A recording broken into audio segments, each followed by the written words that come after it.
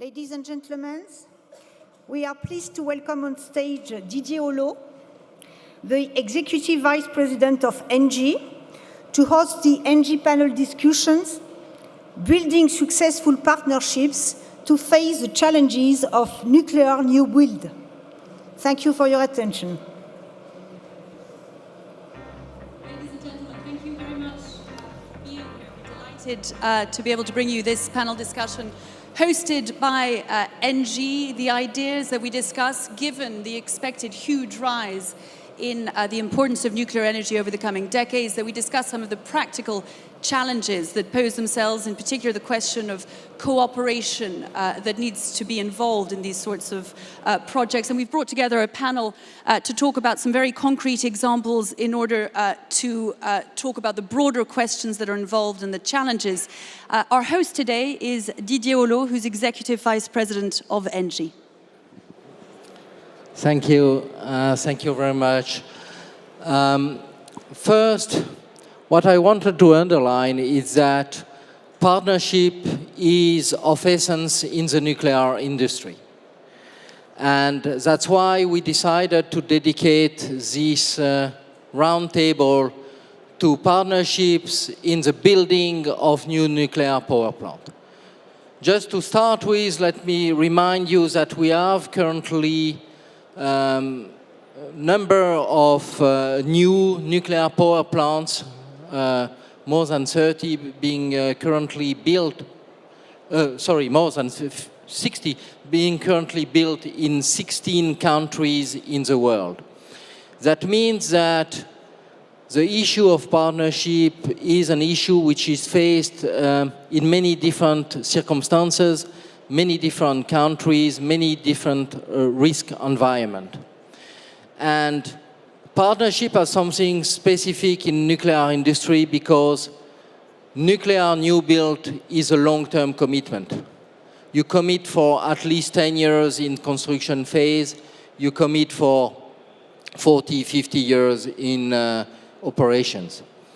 And to make partnerships successful, you really need to build them in a strong way from the start, make sure that partners' interests are well aligned, that competences of the different partners, what they bring to the partnership, are really complementary to each other, so that together they have all the necessary skills to be able to be successful with the project. And you have also to build trust and confidence with your partners in order to be able to overcome all the difficulties which will appear in the course of the construction and operations. So we in ENGIE have a long experience in nuclear. We started in the 60s. We built the 7 reactors which are currently in operations in Belgium, and we are still operating them, and quite successfully. So we clearly have the right experience to be partners in a new project, and that's why we decided that partnership would be really the topic of the day for this round table, for which I'm very happy that our colleagues and partners, I must say, accepted to attend this meeting. Now, among the panelists here, and I'm about to introduce you to them, are, as Didier was just saying, some of ENGIE's partners in a couple of specific projects that will be at the heart of our discussion today. One is the New Gen Moorside project in the United Kingdom. The other is the Sinop project in northern Turkey. And in one way or another, all of our panelists are involved in these projects. I'd like to introduce everyone to you. First of all, representing Toshiba, Mamoru Hatazawa, who's Executive Officer, Corporate Vice President Chief Nuclear Officer of the Nuclear Energy Systems and Services Division at the Energy Systems and Solutions Company. We're delighted to have you with us. And Toshiba, just to put this into context, is involved with ENGIE in that project in the United Kingdom that we'll be talking about today. With us as well, representing Mitsubishi Heavy Industries, is Kentaro Hosomi, who's head of the Turkey Nuclear IPP Development Department. And we're delighted also you could be here, also able to shed a light on that particular project and many of the broader questions involved is Gérard Cognier, who is at the very end of our panel and who is the Regional Nuclear Counselor at the French Embassy in Ankara. And at the very other end of our panel, we have another key component, of course, in these sorts of projects, which is finance. Jérôme Brassard represents Credit Suisse International, is Director of Investment Banking, and we're delighted that you would be here. And also with us today is Tom Greatrex of the Nuclear Industry Association, the Chief Executive, indeed, of the NIA. We're delighted as well to have you, Tom Greatrex. First of all, a question to all of you. Perhaps I could ask it to you first of all, to Mamoru Hatazawa. The question is, which is at the heart of our discussion today, how important partnerships are in nuclear new build projects and what makes for a successful project? Thank you, Melissa. まずはじめにこのような場に参加できること大変光栄に思います。感謝申し上げます。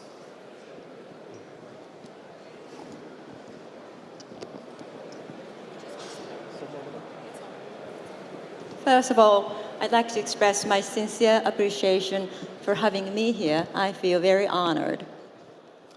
今の質問に対して私の考えを申し上げたいと思います。昨今の原子力をめぐる複雑性を鑑みますと、法的な枠組みや規制においては供給国と立地国の両政府との関係、また運転や出込みなどを考えますとオペレーターとの関係、そして資金調達の視点では金融機関やアドバイザーとの関係、そしてサプライヤーとして技術的なサプライチェーンという観点での関係、また人材育成面では産業や関連団体等との関係があります。より幅広いエリアで友好的かつ戦略的なパートナーシップが大変重要だと求められるであろうと思っております。EPC の供給者であります東芝ウェスティングハウスグループとしては、英国ニュージェンプロジェクトにおけますエンジーとの関係、そして日本、イギリス政府との関係、そして地元の自治体、そしてクレディ・スイスをはじめとするアドバイザーとの関係という広範なパートナーシップが非常に良い成功事例だというふうに考えております。When you think of complexity of today's nuclear projects, in terms of legal framework and regulatory landscape, it is partnership with governments of both a country of origin of technologies and a country of a host country. In terms of operation of decommissioning, it is partnership with operators. In terms of financing, it is financial institutions and advisors. And in terms of supply chain, it is technology suppliers. In terms of personnel resource development, it is industry and related organizations.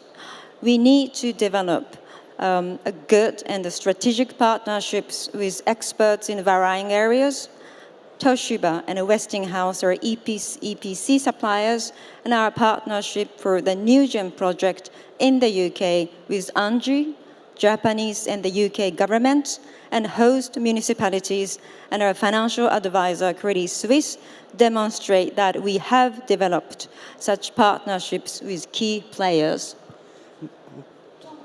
Listening there to what was just said by Mr. Hatazawa, you are, of course, the Chief Executive of the Nuclear Industry Association, and so very much at the center of these kinds of partnerships that have just been explained. What is key to a successful set of partnerships in setting up, in thinking about nuclear new build?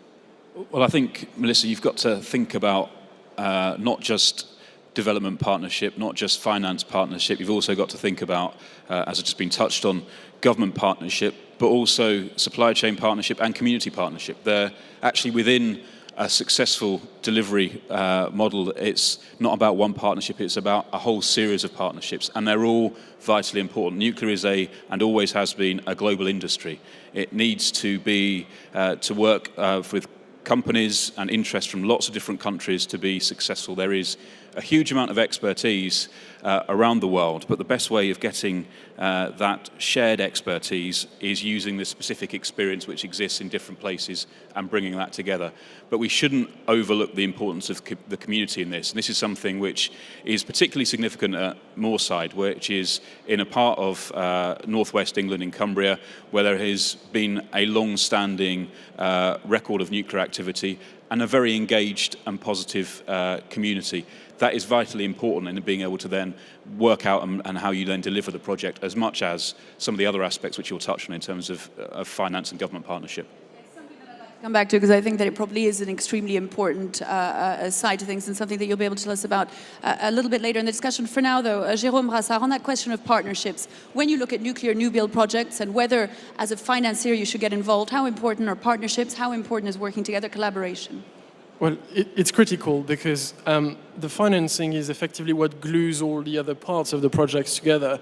It influences the design of the, EPC contract. It will impact and be impacted by the regulatory framework, the policy, the international treaties, and it will have to take all of that into consideration and to some extent shape some of it to deliver a successful project. Those projects are big. They are a big commitment for anyone, and from a financial perspective, they certainly are, whether you're talking about debt or equity financing. In that context, considering the scale, considering the risks, it's in everybody's interest to be, extremely cooperative at the outset and design a product very much like you would design the technology, design the financial package, the regulatory and political package that you will then, focus on delivering as opposed to worrying about, the financial constraints and aspect going forward. Get the view also of another technology provider who's on the panel with us today, Kentaro Hosomi, as a representative of Mitsubishi Heavy Industries. How important do you believe partnerships are? The question of partnership is to nuclear new build.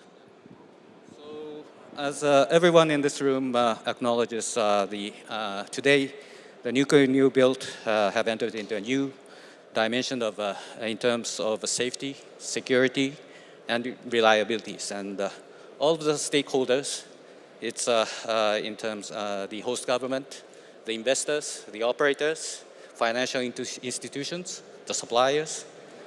We all have to share the responsibility of proving to the public that nuclear safety is not compromised in any respect. So it's just not possible to pass on that burden to any single party. We all have to carry that on together. So that being the basis, it is evident that different stakeholders need to share a common vision and carry the burden together to realize such vision from the very early stage of the project.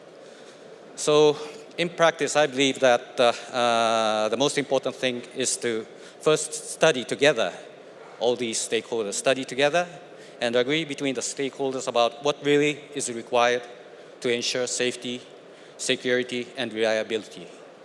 So as the conditions vary between the project sites, so such study each time may take a long time. Yes, it may need some in-depth analysis and sometimes a certain degree of specific design. But then it is also important to secure the public acceptance and awareness of the society where the project is being built. So considerable efforts like this are required before starting the construction and operation. So the partnership sharing this common goal and each of the stakeholders contributing to this common goal is the key to carry the project through these very challenging stages, I believe. One is struck, Gérard Cognier, you represent, you are a regional nuclear councillor at the French Embassy in Turkey, and of course, as such, also involved with Mr. Hassoumi on the very early stages of this project that's happening in northern Turkey. You've watched it happen, you've been involved in the discussions and so on, and been able to keep an eye.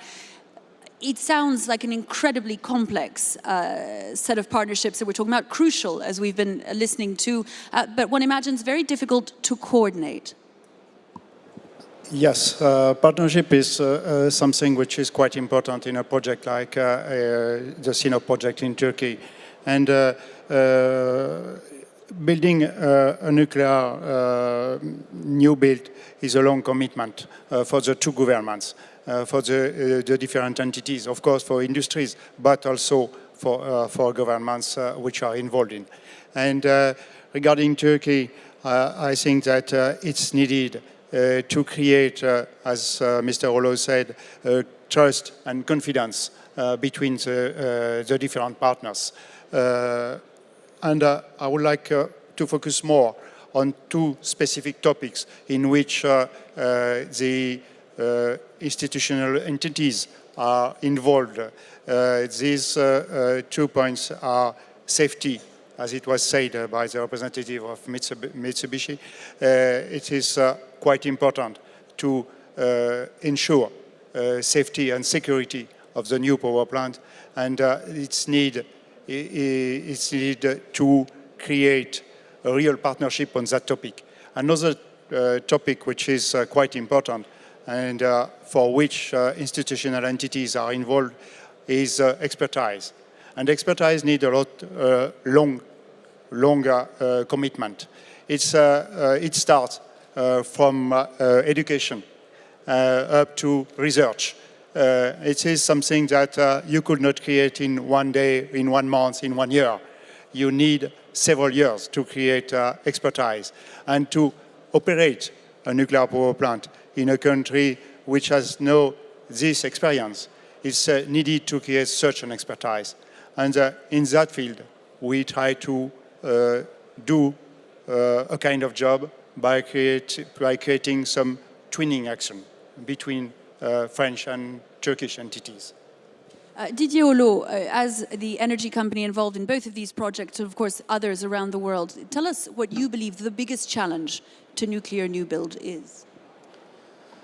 Well, there are several. I would mention probably just two of them. The first one is cost. The second is risk allocation. Cost.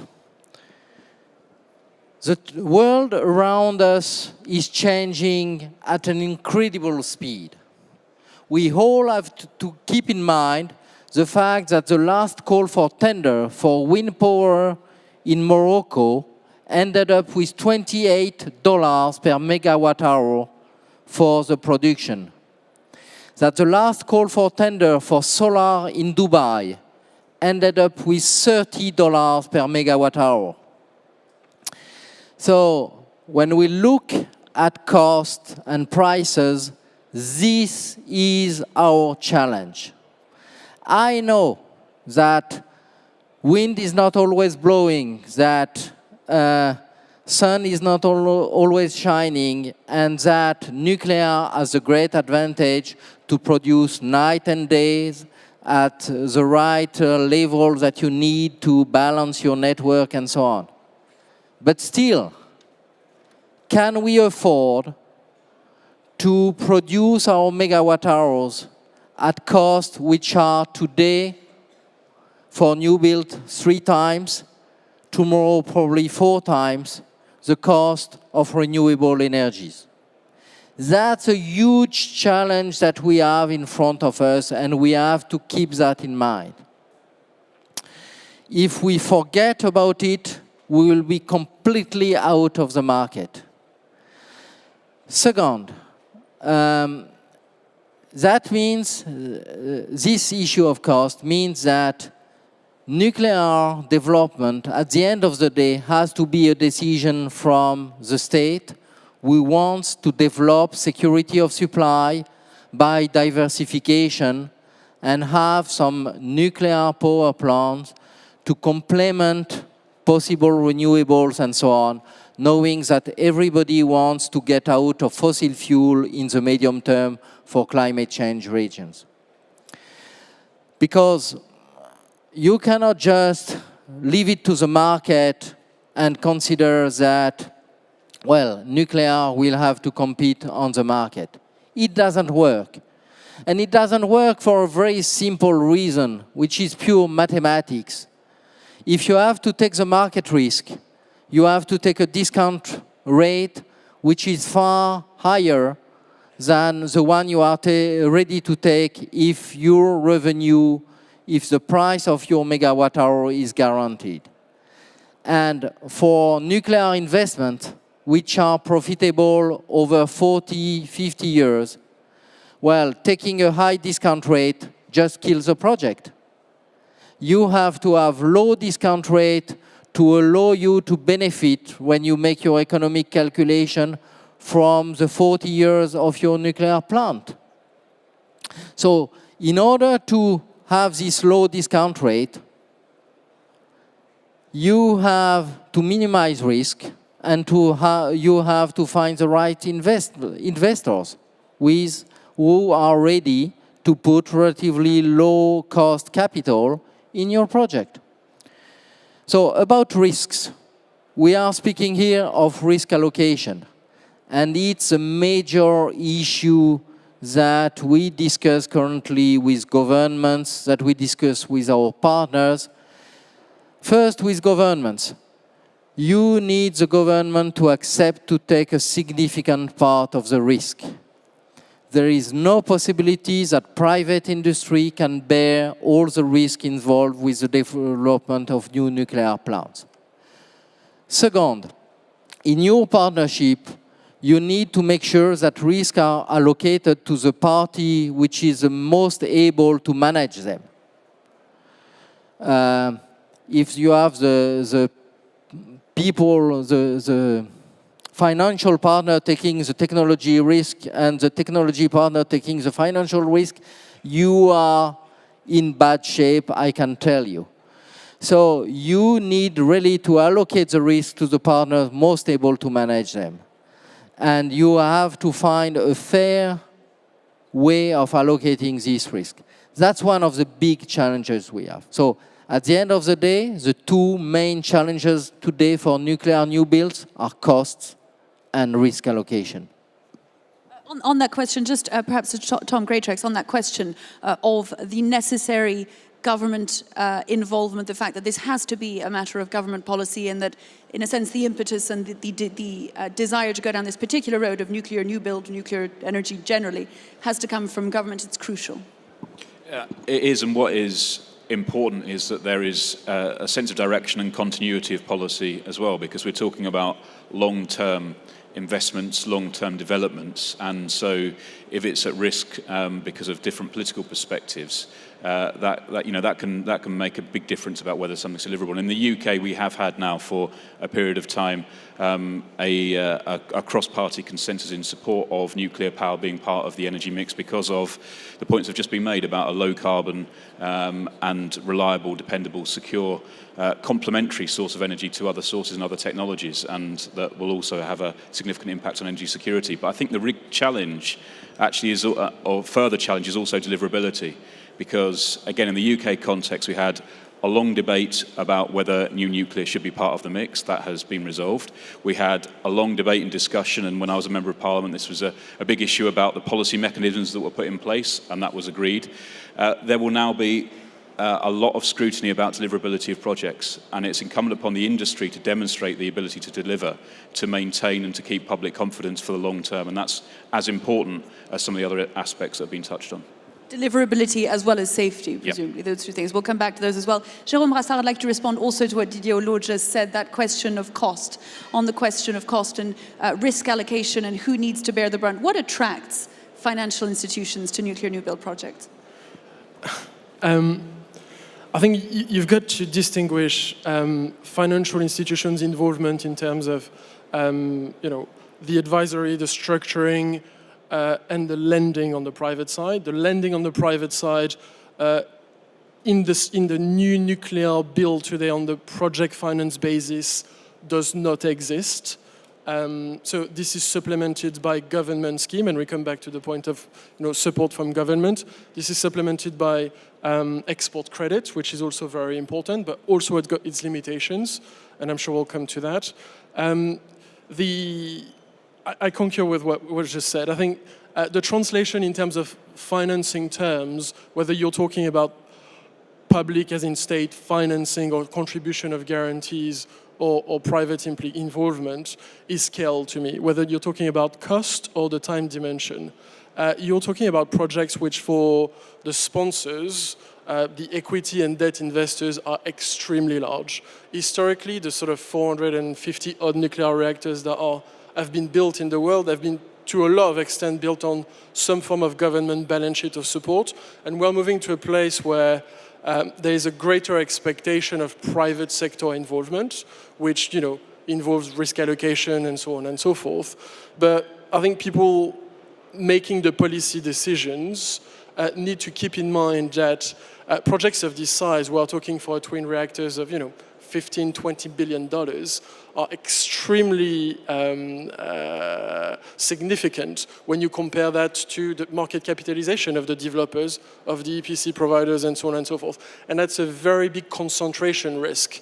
So that's on the cost side. In terms of construction, it's a very tough decision for anyone to take an investment decision on a project that will take 10 years, as Didier was indicating, before generating cash flows and so on and so forth. So even if you have certainty over your cash flows, the construction period is so long that for anyone it's a big decision, it's a big call to make.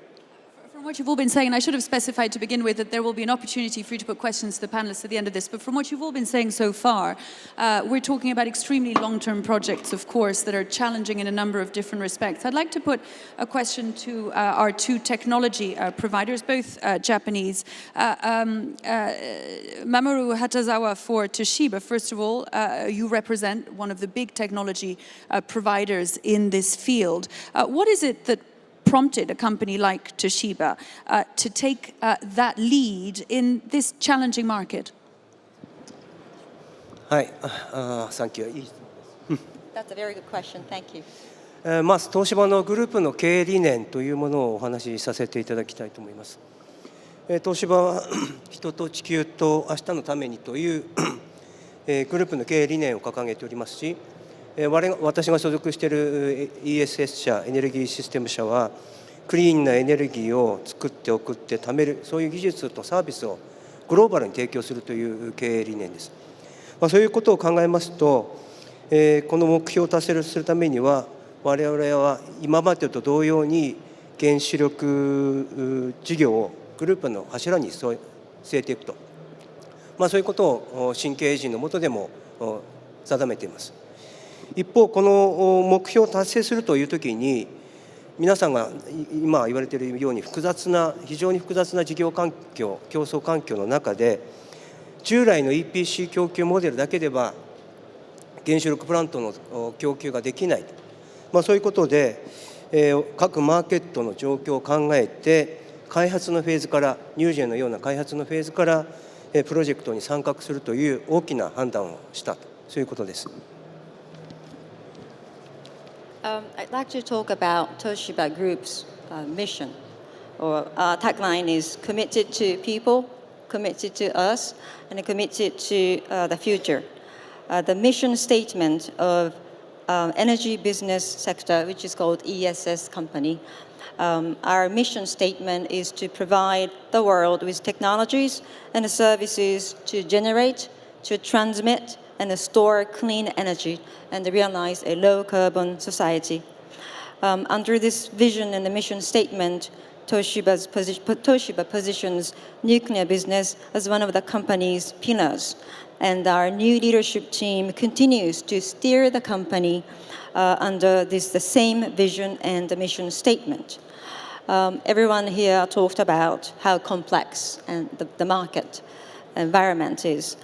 And because of that, our objectives or mission or statement cannot be achieved with the traditional EPC supply model. So depending on the market characteristics, we may choose to participate in the development phase, just like we are doing with the NewGen project, because that's how we are realizing our objectives. And the same question now to Kentaro Hosomi. You represent Mitsubishi Heavy Industries. Why does a company such as Mitsubishi get involved in these sorts of nuclear new build projects, as you are doing in Turkey? So since the first PWR was operated in Japan in 1970, so Mitsubishi has manufactured and built all the 24 PWR plants in Japan. So our experience and expertise accumulated through the engineering, manufacturing, construction, and nowadays upgrading and servicing this fleet exceeding 20 gigawatts. Well, this is our value, we believe, to the contribution and the contribution to the nuclear industry.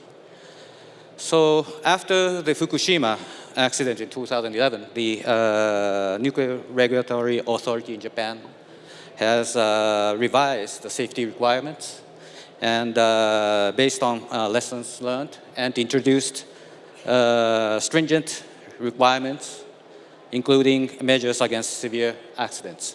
So MHI Mitsubishi has extensively collaborated with the Japanese utilities to improve the existing facilities to meet such new requirements. So in order to build a new nuclear power plant meeting the stringent safety requirements and quality standards of today, I believe that the partnership of an experienced nuclear operator and an experienced nuclear power plant supplier will bring very significant added value.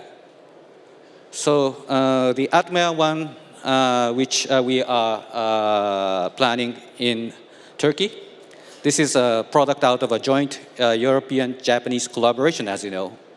So in that context, the partnership with ENGIE, bringing the European operating experience and expertise, this will give this project a further depth in the field of overseas nuclear new build, I believe.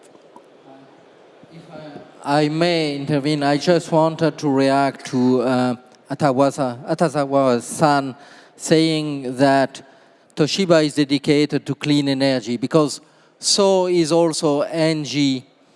And that means that we believe that the nuclear industry has a role to play in a low-carbon world that we are trying to build. And I wanted to insist there on the fact that our commitment to nuclear energy is not only on new build, but that we are also contributing as provider of expertise and services to the nuclear industry. We have Tractable, which is a very reputable engineering company. We have Endel as a mechanical construction company for the nuclear industry. We have Axima for HVAC. We have INEO for electrical construction and electronics, and so on. And through our services company, we are involved today in more than 10 new build projects all over the world, from ITER to Hinkley Point. That's also part of our involvement, part of our contribution in terms of technology and services to the nuclear new build. And that's a very strong thing, because we are here a bit discussing as investors, but we have not to forget also all the service industry, which is playing a huge role in the nuclear new build. So as a utility representative here, as one of the big utility representatives, what do you look for then in these sorts of projects? At what point does ENGIE decide to get involved? What is the thing, the mix, the market circumstances, the set of requirements that you are looking for before you make the decision? Well, it's a decision which we have to take first, looking at prospective cost, as I mentioned, looking at risk allocation, looking at our partners. And Osomi-san did clearly explain how ENGIE and Mitsubishi Heavy Industry are complementary as far as the Turkish project is concerned. That's exactly the kind of fit that we are looking for. We want to be sure that it's a project where we can bring something. We also want to be sure that it's a project where we will be able to attract further partners so as to go into construction with a share which is reasonable compared to our balance sheet. It's clear that we are discussing tens of billions of dollars for this project. We cannot afford to take $5–10 billion on one project on our balance sheet. So we have to find also the right partners so that we can end up with 10, 20, 25% of the project, which bring it to a reasonable level for us. So that's also one of our criteria. Attitude of the government is of the utmost importance, and Tom did mention it. I already mentioned it in terms of risk allocation. Does the government really want to develop nuclear as part of an energy mix, as part of the long-term commitment? Public acceptance was mentioned by Gérard, was mentioned by Osomi-san too. That's very important to us. So that are all the criteria that we are looking for before getting involved in a nuclear new build project. That same question really to Tom Greatrex. The idea of what is the optimal risk allocation mix? We've just been hearing about its importance. From your point of view, what makes for a successful project in terms of risk allocation and how these things are divided up amongst the parties that get involved? Well, again, in the UK context, there is a policy instrument which went through a lot of development, which the headline part of that is that the construction risk is with the developer, and then through a contract for difference, the funding then follows when the power is generated. But it's more complicated than that, and there are different aspects of how an arrangement can be put together using the existing policy instruments.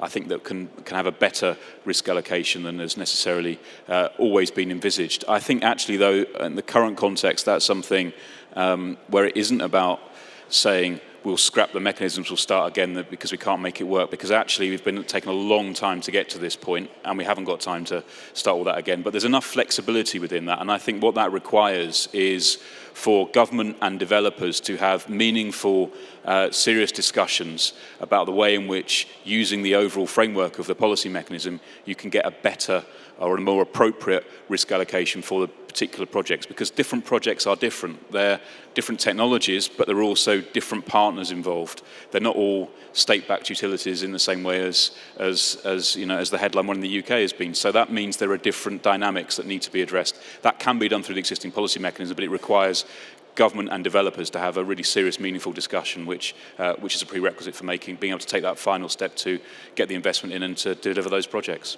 On that point, Gérard Coignet, you've had the opportunity of watching close up this decision, the very beginnings of this project in northern Turkey on behalf of the French embassy, and then seeing close up how the Turkish government has approached the negotiations, how all the different parties have been involved. In your view, what more should be done by governments or by technology providers in order to attract that much needed finance? We've been talking about the huge costs involved. What needs to change in your view? I think there is, of course, financing is quite important, and it has been widely discussed already. But there is also one challenge which has to be taken into account. It is the infrastructures. I mean, it's regular infrastructures of the country in which the new build will be built, the new construction will be built. And I can compare the two projects we are dealing today.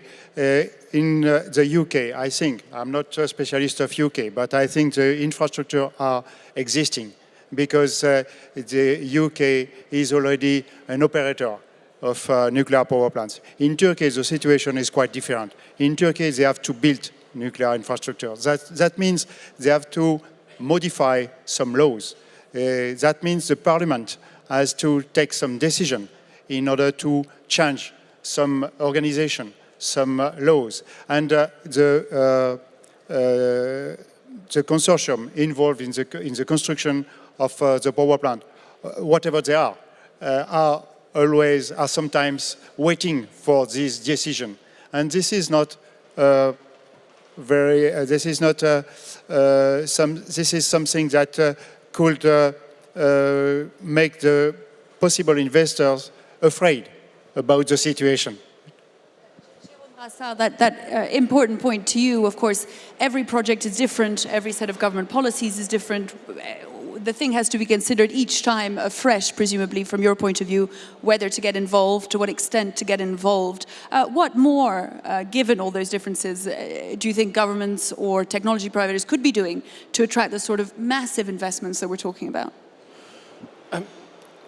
From a government perspective, I think, the economic framework, the liability framework, and the regulatory framework needs to be solid and in place. And to Tom's point, people need to see stability, right? So that's the first place. That's the first point. From an EPC contractor's perspective, the focus needs to continue on the deliverability, making sure that the track record's being built, that people have more confidence in the ability to deliver the project on time and on schedule and so on and so forth.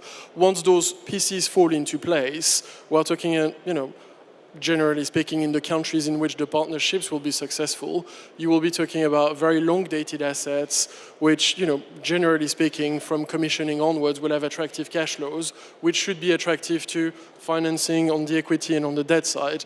But I think, to foster that, we need to continue building the policy track record in terms of stability and the delivery track record in terms of being there, on time and on schedule or as close to as possible. On that question of deliverability, I'd like to turn to our technology providers. First of all, to Mamoru Hatazawa.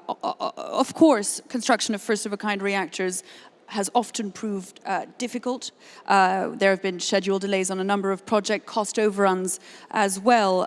What do you believe technology suppliers can do to regain that much-needed credibility and to improve their track record? フォークのリスク、これを一括りにするというのは非常に難しい、好ましくないと思っています。新規の設計、あるいは新規の調達、それだけではなくて、各国のその法や規制体系の変更、それから9.11や3.11というような影響もありました。要因は様々だと思っております。技術のサプライヤー、東芝はその技術のサプライヤーという立場で何ができるかということを考えますと、標準設計の下でグローバルなサプライチェーンを作り、そして優れたプロジェクトマネジメント、過去の経験を十分に持った優れたプロジェクトマネジメントの下で、進めるということが非常に重要だと思っております。英国で我々が導入を考えております AP1000、これにつきましては、中国やアメリカで複数の建設を進めて多くのレッスンズランを経験しました。これを反映して次の建設を進める準備は整っています。NS プラントのメリットを享受するというのがイギリスのニュージェンでは実現できるというふうに思っております。安全性に対する考え方については各国によって事情が異なる場合がありますけれども、そういうところも規制当局と透明性を持った会話を進めてベストな技術を提案すると、そういうのが我々技術サプライヤーとしての方針だと思っております。The term first of a kind and the risk associated involve many factors. It's very dangerous and not right to say there is only one risk. New design, new supply chain, changes in country-specific legal and regulatory landscape. The 9/11 and the March 11 recall, that's the earthquake in Japan, have profound impact on this. So there are many varying impacts coming from the first of a kind. We are a technology supplier, and it's very important that we develop a global supply chain and we bring in project management capabilities based on our experiences and also under standardized design. when we build the AP1000 in the UK, we are going to build upon lessons learned from construction experiences of the AP1000 in China and the US. We are getting ready, and we have come to a point where we no longer have first-of-a-kind difficulties, but we can rather enjoy benefits of having experiences. And speaking of safety, there could be differences among countries, but we are committed to have transparent dialogue with regulators, and it's our responsibility to provide the best technologies. The same question to Kentaro. Hosomi, how to improve that track record, how to ensure that cost overruns or delays that have been seen in the past are avoided in the future? So, for the Sinop project in Turkey, so MHI intends to act not only as a technology supplier, but also as a potential equity provider. So we trust that this will bring some assurance to the project going on. And more in general, it is my view that looking at the history of new build power plants in the past, especially in the United States or Europe, one of the main cause of the delays and cost overruns is attributed to changes in design after manufacturing or procurement or construction has started. So, of course, as Hatazawa-san mentioned, although there's a sort of standard design for main components, the plant engineering and design has to be tailored to accommodate the site-specific conditions like seismicity, subsoil conditions, and cooling sources. So today, also, there's a reinforcement of safety and quality requirements. And in this context, improvement of certain aspects of the design of the main components could be required as well.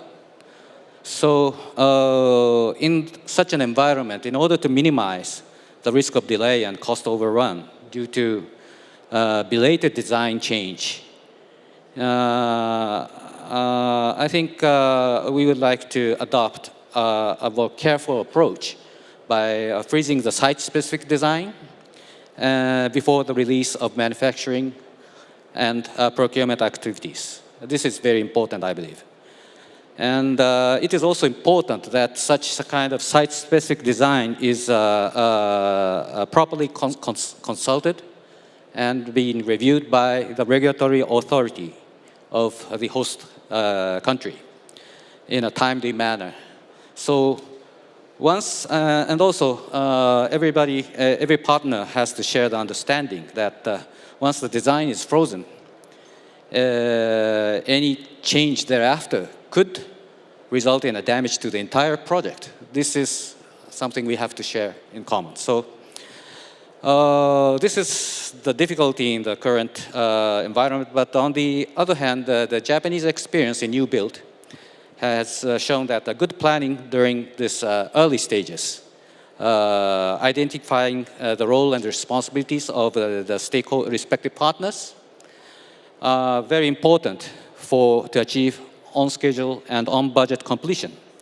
And so our experience in participating in that kind of Japanese nuclear new builds, this is also, we consider it's a very valuable asset for MHI.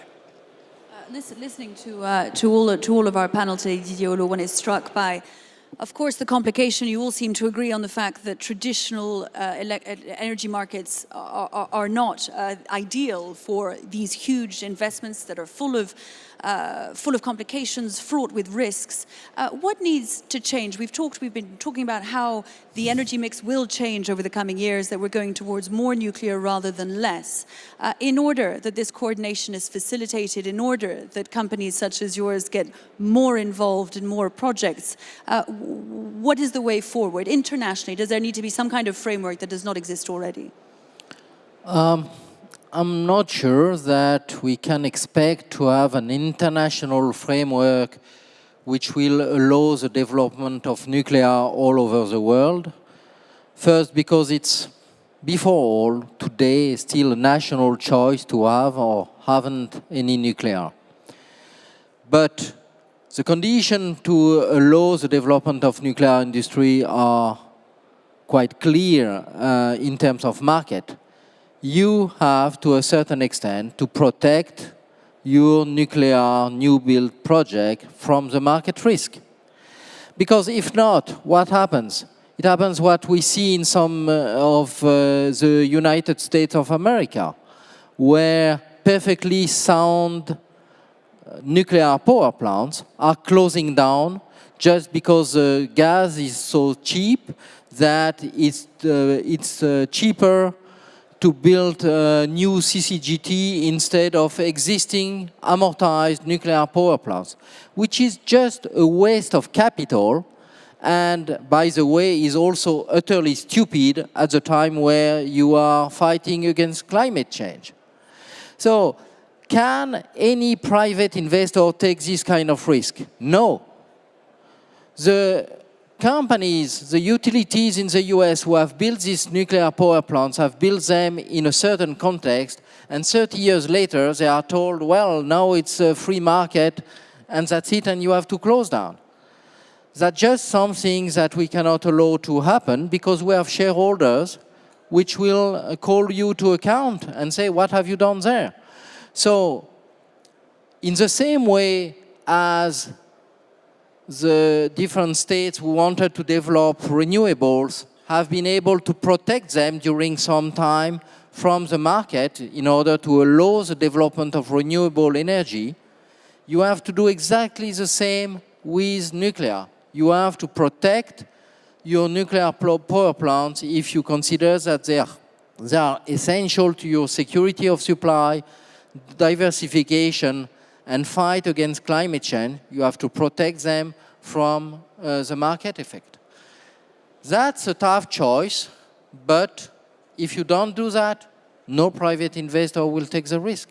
It's simply not acceptable.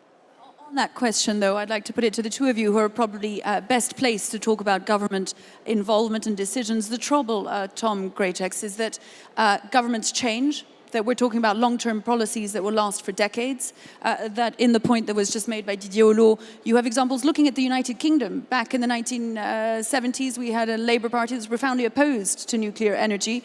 Governments come and go. How do you ensure the sort of long-term government policy that allows investors and technology suppliers and utilities to get involved in these sorts of projects, knowing that those market conditions are going to last? Even more recent than that, in 2003, we had a Labour government which produced an energy paper which was anti-nuclear. It wasn't until 2006, 10 years ago, that the landscape started to change. And in nuclear terms, a decade isn't really that long, really.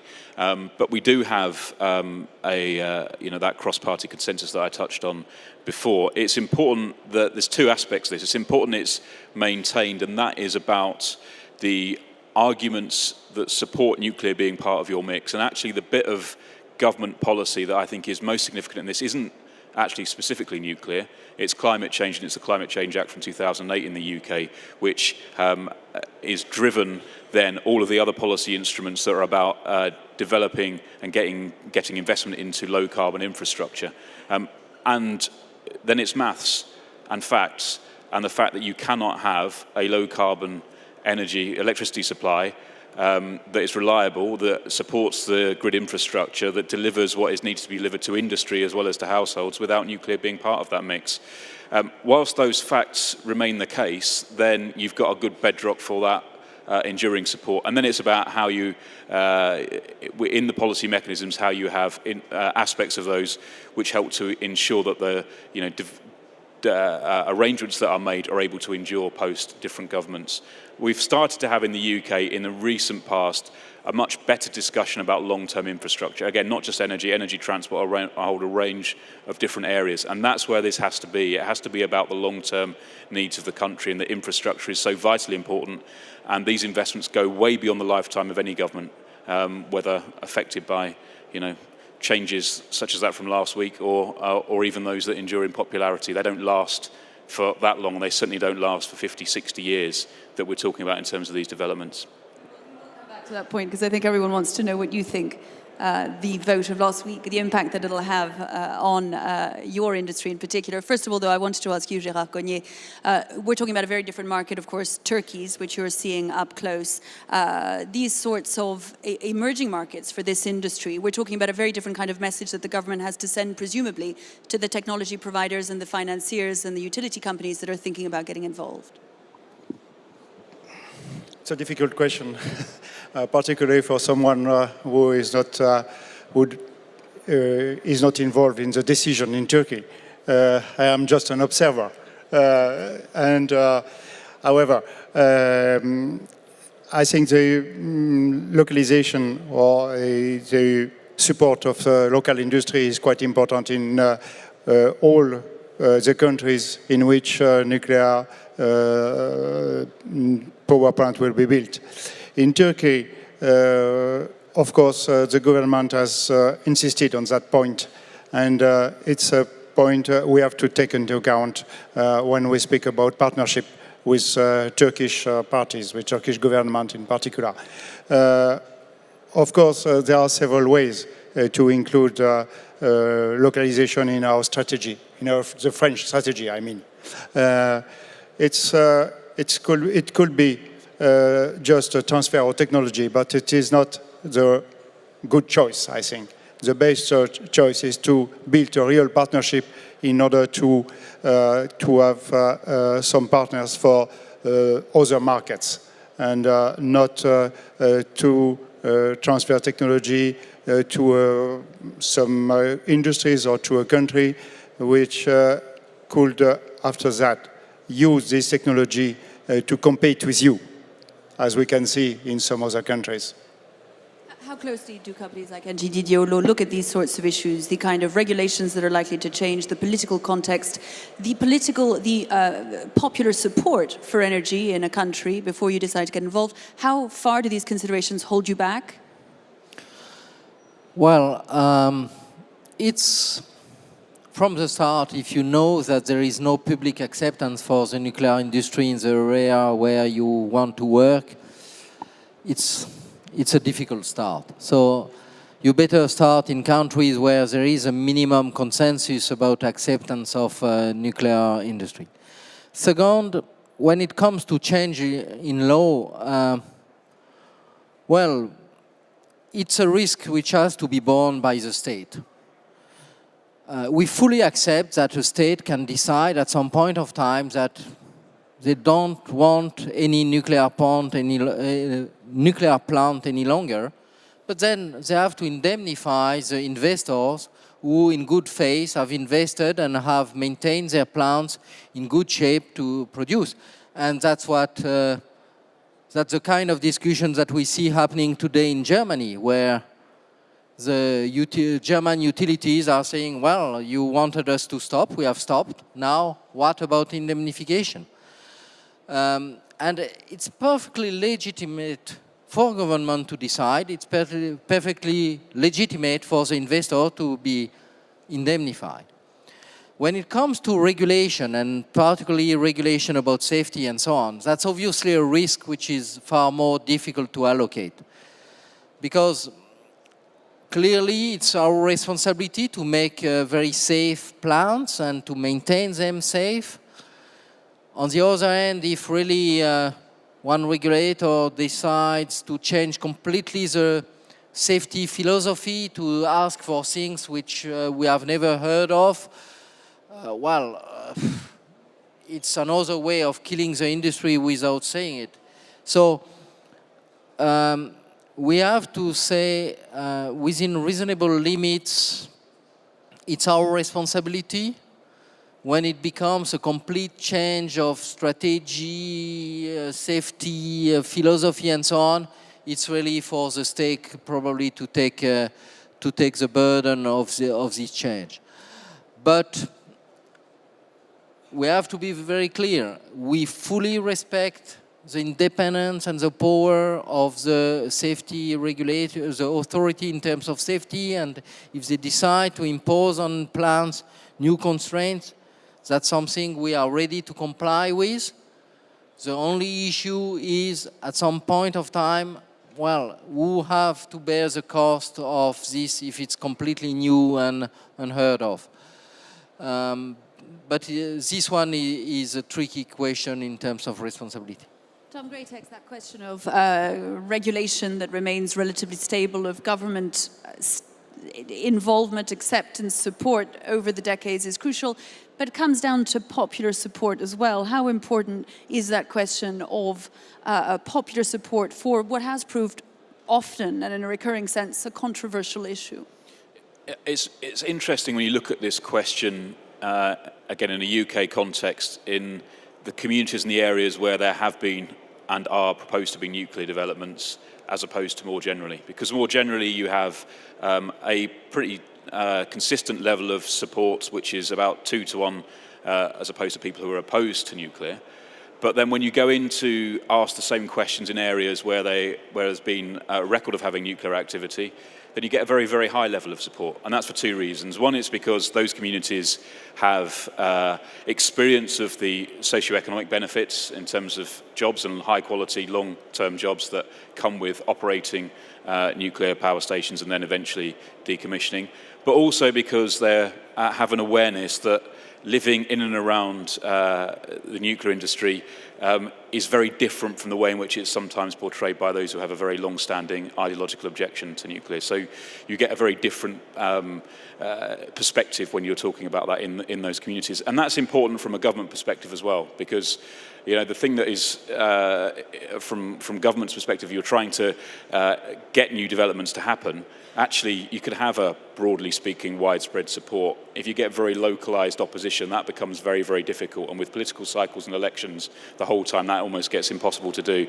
Whereas with nuclear in the UK, you've got it the other way around. You've got much higher local support, which is very important. On that question, of course, we've seen, assuming that, for instance, in the United Kingdom, the arguments are being largely won and that the question is moving forward, given all that's happened about the questions of how the energy mix needs to change and everything, that popular support for nuclear energy is growing rather than receding. We've seen most spectacularly last week how the whole world can be thrown a googly and the whole thing can be reconsidered. The question of the Brexit. How will that impact the nuclear industry? It must be one of your primary considerations at the moment. It won't surprise you or anybody else to know that since Friday morning, it is the question that I've been asked the most. And so it's now, rather than being asked about Hinkley, I get asked about Brexit a lot more. And look, it is a difficult position because the implications of that decision are not yet known, because it's dependent on the outcome of negotiations that will have to happen between the EU and the UK. We have an outgoing Prime Minister who's saying he's going to be a successor. We'll have to start to deal with that. But all of that doesn't alter the fundamentals, and the fundamentals are that in the UK we need to replace older generation that's coming towards the end of its life. We need to improve our energy security. We need to have a much more low-carbon electricity and energy mix to meet our national, which aren't European, climate change targets, and our international targets, which although have been partly negotiated through the EU, are international and to the individual states. So all of those things are still there. The fundamental drivers that were there last Wednesday are there today, and they'll be there next Wednesday. So I think what that means now is what it needs really is for there to be, from the government perspective, a clarity of purpose that this is still the case. While from what the French minister was saying here yesterday, what the 3 developers in new build in the UK have said in terms of their initial reaction, underlines the point about how this is an integral aspect of the UK being able to have a dependable energy supply for the future. But that does mean that we need to understand the implications, and I think that requires government and developers and industry to have cool heads, to have a sense of clarity of purpose, to help to ensure that those investments still happen, because they need to happen. Because if they don't happen, the UK, whatever complications may arise from leaving the EU in due course, will be small compared to the complications of not having a reliable energy supply, and that's absolutely fundamentally important for the future of the UK. So much from listening to you is in the hands of the of the countries, the governments involved. Didier Hulot, you wanted to make a point? Yeah, I just wanted to say a few words about Brexit. Obviously, it's very early, as Tom said, to evaluate what the consequences of Brexit on a project like NuGen is. The thing is that from a risk perspective, we think that Brexit can only increase the level of risk of the project and therefore increase the importance of the issue of risk allocation. And we don't see how Brexit could impact positively the project. It only increases the level of risk. Therefore, it makes the risk allocation issue more difficult, and it means that the discussion with the UK government about risk allocation will be even more difficult than anticipated. Because simply from a private investor point of view, we cannot accept the additional risk like the exchange risk, foreign exchange risk, which is associated with Brexit, to be the last straw which will break the camel's back. We are taking a number of risks in this project, but there is a certain level where we have to say, well, either the government takes this one additional risk or there is no project anymore. So that's not the Brexit itself, which may be a major issue, it's the accumulation, which may become an issue. It's an interesting point, the extent to which, and we've seen it in the case of the Brexit, the fact that so many of these issues remain the responsibility of individual governments and indeed a measure of the motivation of individual governments to commit to nuclear energy. We've seen a spectacular reminder of how that things that seem certain can be made more uncertain, which is of course important to all of you. I'd like to put to Mamoru Hatazawa the extent to which maybe changes at international, multinational level could be made that would encourage actors like yourselves to get more involved in nuclear new build. What sort of changes would you like to see? ホロさんの説明とかなり被ります。What I'm about to say might be a repetition of what Mr. Ono said, so pardon me. 多国籍レベルで何を考えるかということを考えますと、やはり低炭素社会の実現に向けて、そしてエネルギーの安全保障といったものをそれぞれの国ではなくてグローバルの一つの共通のベストミックスというようなものを共有して、その中で原子力が必要であるという啓蒙活動を我々ここにいる原子力産業かかるみんなが同じ考えを持って進むということが重要だと思っています。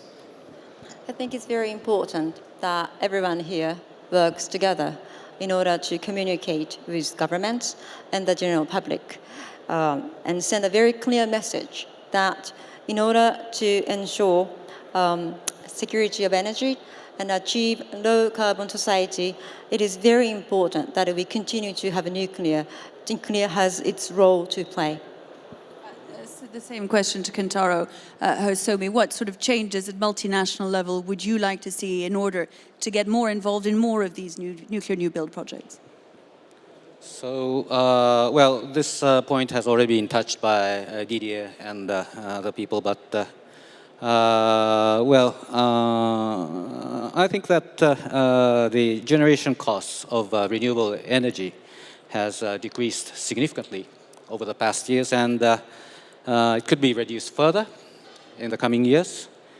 However, the consumers can enjoy such kind of a reduction in electricity price only if there is a stable baseload generation. And nuclear energy plays a very significant role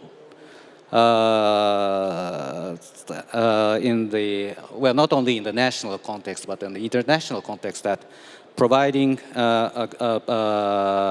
baseload power in the network portfolio without any carbon footprint. So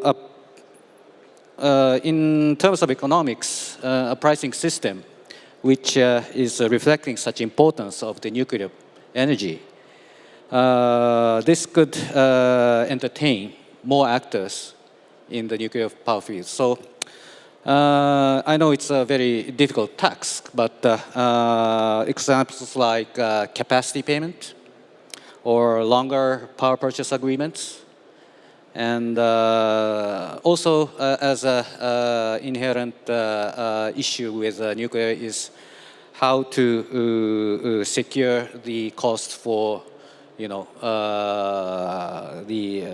waste disposal, the radioactive waste disposal, and decommissioning. So, how to secure such kind of inevitable costs in the such kind of an environment. This is also important to attract more players in this field, I believe. Perhaps as a complement to what Hosomi-san said, clearly a worldwide minimum price of carbon would help. And it's well known that our chairman, Gérard Mestralet, and our CEO, Isabelle Cocher, have been leading the way in the industry to promote a minimum carbon price all over the world, because we think that it will give a significant advantage to carbon-free energy production. We have to keep in mind the fact that there are still today 1,800 gigawatts of coal-fired power plants in the world. And if we increase the carbon price, then significant part of these coal-fired power plants could be replaced by nuclear. So that's a huge market for us. I did that question to Jérôme Brassard. That sort of idea would make a massive difference, presumably, from your point of view, to the approach to involvement in nuclear energy. The more financeable those projects come. So yeah, absolutely. I think there's also need to be a recognition that the private sector actors are ready to take a reasonable degree of risk to develop those projects. I think the governments, the policymakers, in some countries, have taken stock of what that means and what they need to take in terms of balance of those risks. But there needs to be a recognition that nuclear, as Didier was saying, is a policy decision in the first place. You don't force any country to go into nuclear. Once that policy decision has been made in terms of generation mix, social, environmental benefits, and so on and so forth, then there needs to be a recognition that if you want to deliver that, you need to take your fair share of risks and remove the uncertainty as much as possible from the private actors and individuals. Carbon floor is a great way to do some of that. Given, Tom Greatorex, that we're talking about a global challenge, acknowledged now as a global challenge since the COP21 here in Paris, and that what we're talking about today are these the commitment, the motivation shown by individual countries and governments. Do you believe that we're going to move more and more to some sort of global system that will allow us to make nuclear energy a more important part of that energy mix worldwide? Is that what we're heading towards? If the world is serious about climate change and about reducing carbon emissions, then that becomes an inevitability. There is no way in which we can have a secure and reliable electricity systems across the world without nuclear being part of that mix. And you've seen from the UK government in the run-up to COP21 making a commitment in terms of reduction of coal-fired generation in the UK, getting them all being gone by 2025. Now that's starting to happen anyway, but that does then leave a gap that needs to be filled, and it's right that can partly be filled with nuclear alongside other low-carbon technologies and developing techniques in terms of demand management and storage and various other things. These aren't the enemies of each other. Actually, what it's about is how you best calibrate that overall mix. But if the world is serious about climate change and reducing emissions in electricity supply, let alone in transport and heating, then nuclear has to be part of that for the future.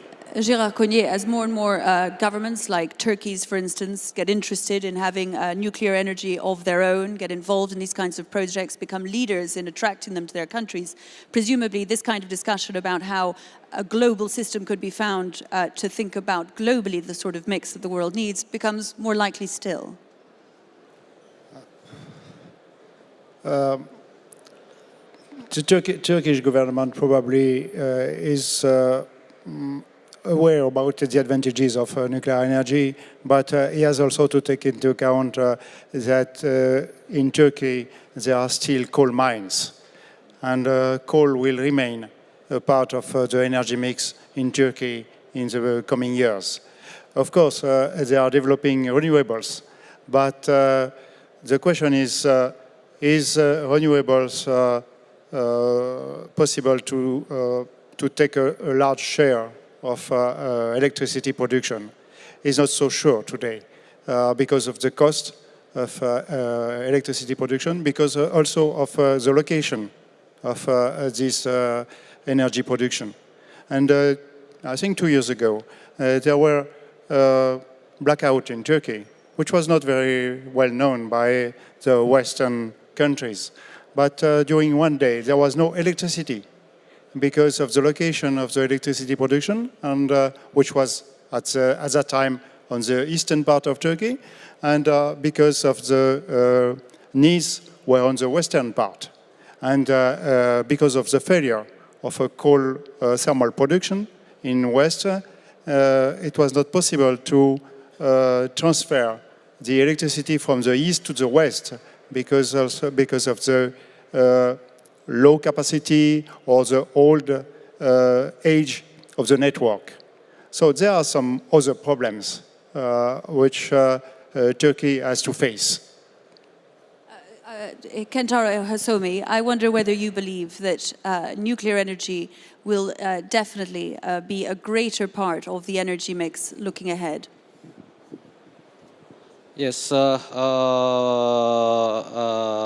yes. Looking at this is a baseload power which does not without a carbon footprint, so it should place a greater role in the future energy mix. But one thing I think the industry is facing in comparison with the renewable energies is the complexity of the regulatory requirements. You know, so since the Fukushima, there are so many opinions about, and including public ones or expert ones, about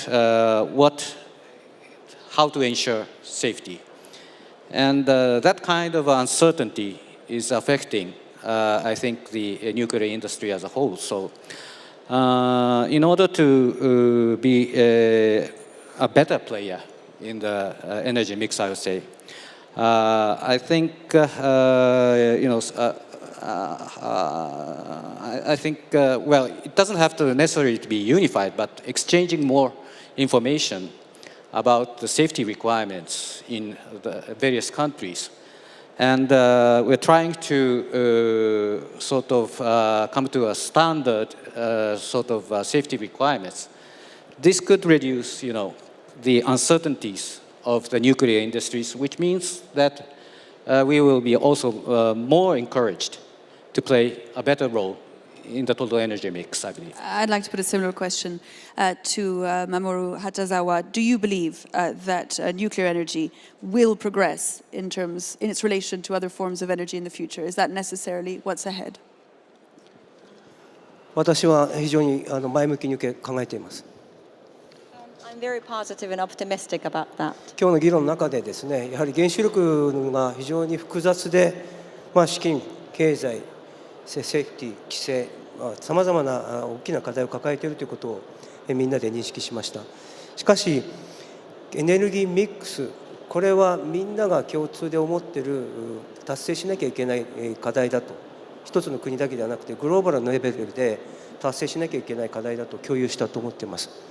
我々はプラントの技術サプライヤーとしてですね、確実にベースロードの発電をする原子力発電を安全に、そして確実性を持った建設を続ける、供給できると、そういうところで貢献していくことで、今申し上げた課題に取り組んでいきたいと思っております。あといずれにしてもですね、政府レベルでのその、一貫性の持った原子力を推進するというそういうコミットというのがやっぱり大変重要だと思いますので、これもホルさんからも出ましたけれども、その点も含めて前向きに受け止めていきたいと思っています。Today we discussed how complex nuclear is, and there are various challenges, including safety regulations, and they are changing. And I think everyone here recognized our challenges. But at the same time, in order to achieve an optimal energy mix, nuclear has to happen, and it has a role to play. And it's not an individual country, but it's a global effort to make sure that we have the optimal energy mix. And we, Toshiba, as a technology supplier, we are very much committed to deliver nuclear power plants that are safe and that have certainties in delivery, because nuclear is a base load supplier. And it's also important that the multi-government governments need to work together in order to ensure consistency in regulatory requirements, and they also have to have a consistent commitment to nuclear, that they are promoting nuclear, as Mr. Oro said. So that's my point. A word from you, Didier Olo, on the immediate future for the industry. Well, it's very difficult to predict if globally the share of nuclear in the global production of power in the world will evolve positively or negatively. It's perhaps easier if you look at it country by country.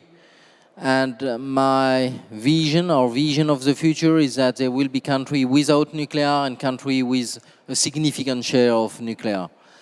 It's our role to try to promote the nuclear industry as a good solution. As I already said, there are 1,800 gigawatts of coal-fired power production to replace as soon as we can in the world. And if the nuclear industry does its job properly, we can take a share of this market.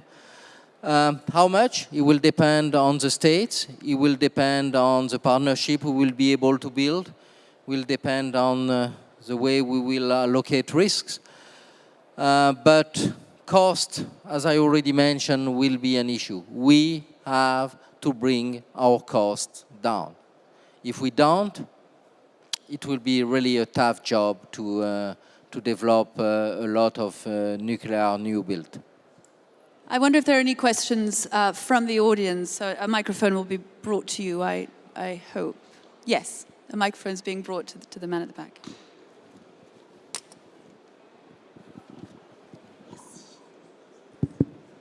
Hi, Phil Chafee from Nuclear Intelligence Weekly. I have two questions. One is for Mr. Olo and Mr. Hatazawa. You're both developing projects in both the UK and in Turkey. Obviously, NuGen, your joint project, hasn't even started negotiating a strike price with DEC, and there's no PPA yet for CNOP or the Westinghouse UASH SPI project.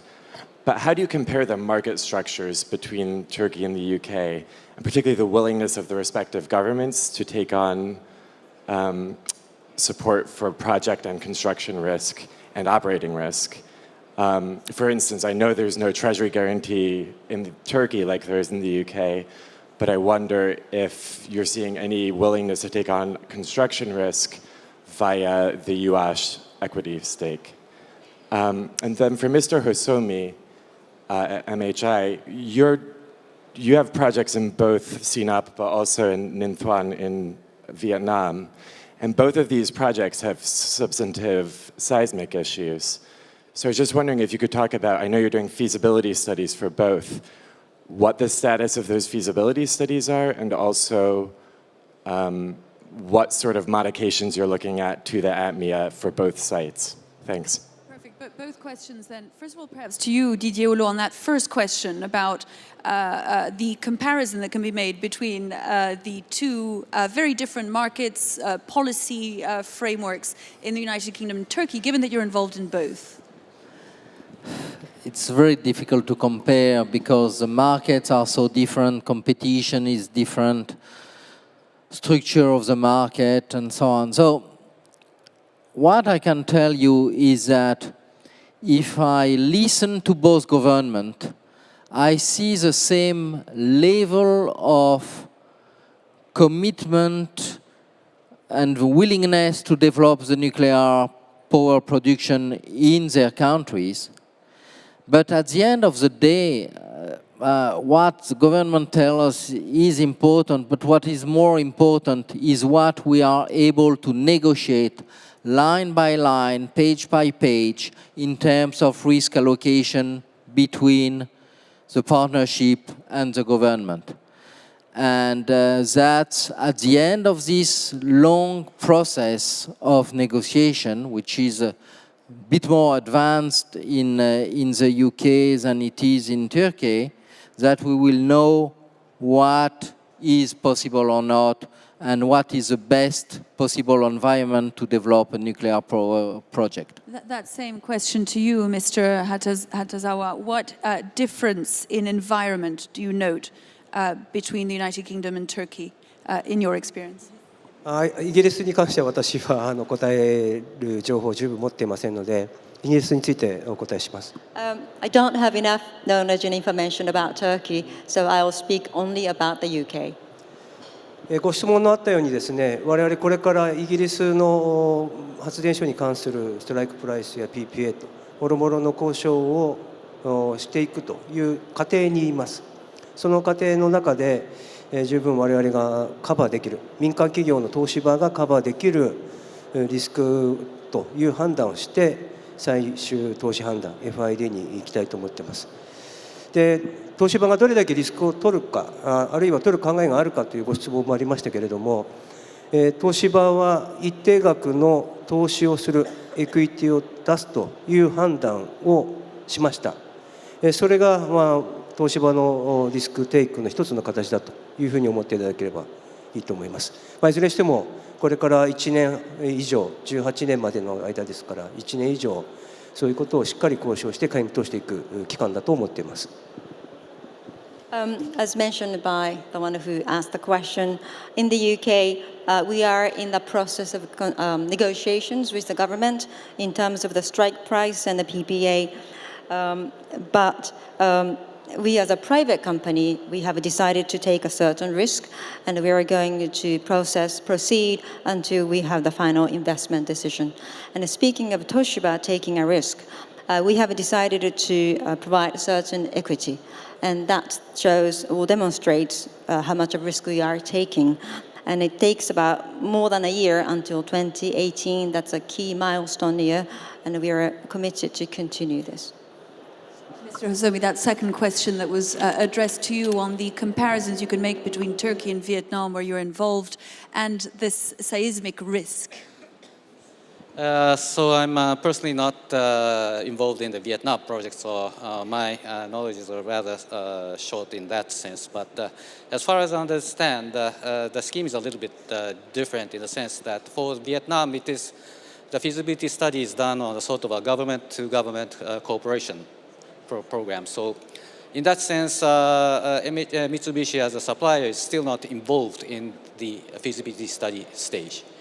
Whereas in Turkey, together with ENGIE and other partners, we are one of the sponsors for this project, actually carrying out the feasibility study right now, including seismic design conditions assessment. So we still have some more work to do at site to ascertain the seismic conditions. But as of today's progress of the feasibility study work, we are very confident that our experience on the seismicity in Japan is pretty sufficient, more than sufficient to cover all those kind of risks in Turkey. Any other questions? Please, sir.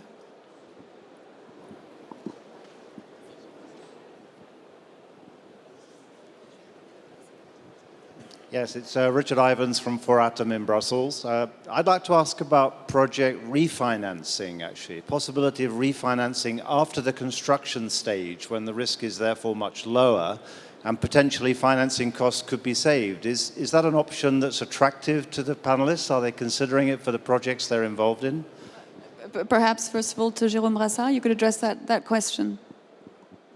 I have no doubt that this is something that people consider when they launch a project. Now, if we are to consider today refinancing of projects on a private basis, this market does not exist. Obviously, you know, the market and banks finance the nuclear sector in general, but the risk at the project level is not something that the market, without guarantees, export credit, coverage, and so on and so forth, is ready to take today. For the new generation of reactors that we're seeing, you know, we're talking about, you know, 10, 12 years of construction. Is that market going to exist in, you know, in that period of time? Maybe that's possible. You know, the twist to that is, I'm sure, you know, you're asking this question, you've seen the example of Bruce Power in Canada that sort of is getting financed today. When you look at it, the track record is there, not just after operation, start of operation, but, you know, there is track record. There is also a very small amount of debt that is raised on a very significant amount of cash flow. So is that representative of refinancing a construction financing that's been put in place just at the time of COD? Probably not. I think, you know, the market will head there. It's not there today. I'm afraid we're running out of time, so perhaps Didier Olo, you could conclude. Thank you. First, I would like to thank all my fellow panelists for participating in this dialogue. I think that together we really try to explain to this audience, and thank you for attending, how challenging the nuclear new build projects are today. I already mentioned several times the two main challenges that I see, which are really cost and risk allocation, but obviously public acceptance is a third one that we have to manage all along the project if we want to be successful. And in order to face these challenges and succeed in overcoming them, we really need partnerships which are built on trust and confidence, on complementary expertise and competences, on clear alignment of strategy and interest. And we need to be very strong in terms of partnership, because we know that we will have to face difficulties. We know that we will have together to negotiate with the governments and try to get the best possible deal for our partnership. So partnership in this context is both a challenge in itself, but also a reward, because trust and confidence that you have built with partners in building together a nuclear power plant is undoubtedly something that you can use in other projects less challenging in other parts of the world. And I'm very happy to have together around the table people that I consider that as our partners for the long term, and I wish the best possible future to all of us and to the nuclear industry as a whole. Thank you for your attention.